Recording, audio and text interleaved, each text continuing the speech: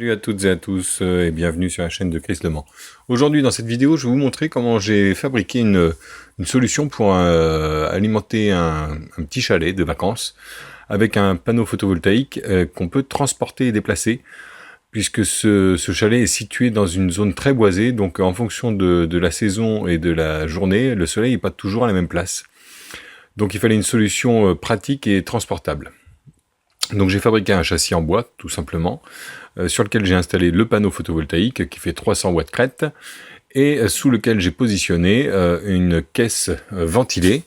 Et dans cette caisse, j'ai positionné tout simplement l'onduleur et le maximum PowerPoint tracker, qui est en fait le tracker qui est, on va dire, l'appareil électronique qui permet d'ajuster la puissance. Donc vous voyez, j'ai fait des grilles de ventilation puisque la batterie est intégrée également. Et j'ai fait en sorte que tout soit étanche avec des presse-étoupes, des connectiques spécifiques là pour que l'eau ne rentre pas dedans. Et c'est pour ça qu'en plus, l'avantage d'être sous le panneau photovoltaïque, c'est que c'est à l'abri. Donc c'est une structure en bois toute simple, hein, des chevrons que j'ai pris, que j'ai découpés, avec une inclinaison à peu près de 40 degrés, 35 degrés précisément en fait. Donc, donc vous voyez un plan très très simple, hein, vraiment, il n'y a pas besoin d'être menuisier particulièrement pour faire ça. Hein, une scie, des vis et une visseuse et des roulettes, très important. Alors j'ai pris des roulettes un peu plastiques, ça peut être des roues de ballon type brouette plus petites, mais il faut des roues quand même en plastique assez solides hein, pour pouvoir le trimballer. Ça dépend de la situation dans laquelle vous allez avoir votre installation. Donc cette caisse, elle est étanche, elle est fermée sur les côtés là avec les poignées, clac. Donc quand j'ouvre ça, à l'intérieur, vous allez découvrir mon installation. Donc j'ai pris des panneaux en OSB pour pouvoir fixer et pouvoir ventiler. Parce qu'il ne faut pas que les appareils soient enfermés et collés, donc il faut que ça soit ventilé. J'ai installé un sectionneur bipolaire courant continu, puisque ça me permet de pouvoir intervenir sur toute l'installation sans risque.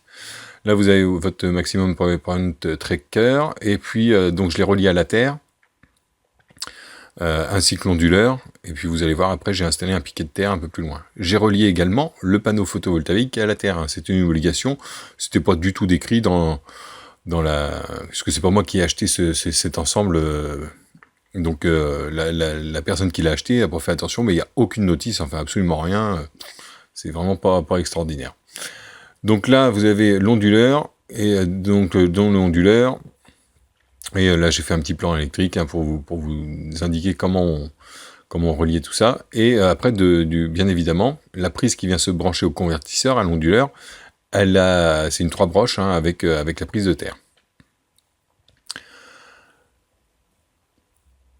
Donc voilà, j'ai pris une gaine avec un presse-étoupe, j'ai mis 25 mètres de câble.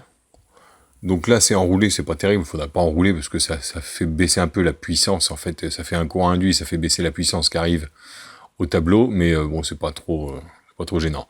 Donc là, j'ai mon piquet de terre avec un diamètre 6 de fil de terre, et j'ai mis une prise type camping-car étanche, puisqu'on peut le débrancher et aller le ranger quand on n'est pas là, puisque c'est aussi l'intérêt, hein, de pouvoir débrancher son installation photovoltaïque et d'aller la ranger dans un garage, pour ne pas la stocker pendant toute une partie, enfin pour pouvoir la stocker toute une partie de l'année, quand on l'utilise pas.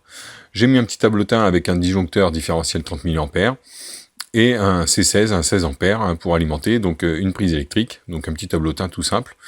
Et après, là, voilà, il y a une multiprise, ça permet de recharger une batterie d'appareil photo, un téléphone portable, un ordinateur, d'avoir un peu d'éclairage. Donc ça fournit 300 watts crête, hein, donc c'est sur une batterie... donc ça permet d'alimenter éventuellement un petit frigo. C'est une petite installation pour les vacances. Hein. C'est pas pour faire une maison autonome. Hein. On est bien d'accord.